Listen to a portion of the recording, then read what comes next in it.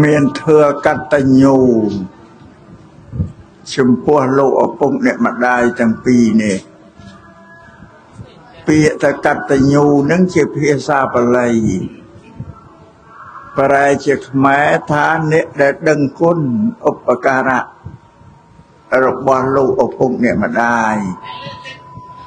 សួរថាតើដឹងគុណនឹងដឹងគុណរឿងអីតែដឹងគុណទៅលោកឪពុកអ្នកម្ដាយនេះបានចិញ្ចឹមបីបាច់ថែរក្សាកូនប្រុសស្រីគ្រប់រូបទាំងអស់កូនមួយនេះចិញ្ចឹមអស់រយៈកាលគិតថា20ឆ្នាំទៅចុះពីថ្ងៃកើតមកថាអាយុ20ឆ្នាំឬអាចលើសពី20ឆ្នាំទៅទៀតតម្រាំនឹងមានគូសកលប្តីប្រពន្ធនឹង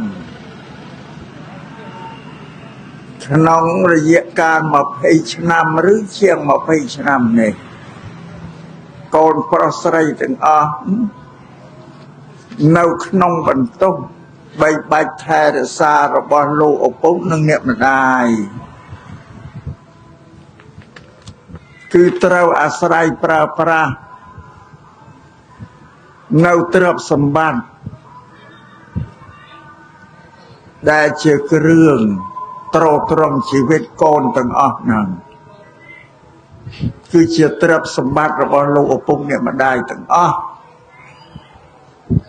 គិតតាំងពីថ្ងៃកើតទៅជាង20ឆ្នាំមិនតែទេណាកូនមួយហ្នឹង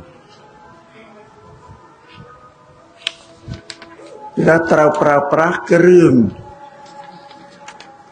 ឧបភោគបរិភោគគ្រឿងប្រើប្រាស់មានម្ហូបអាហារអីជាដើមហ្នឹងគ្រឿងឧបភោគបរិភោគទាំង4នេះ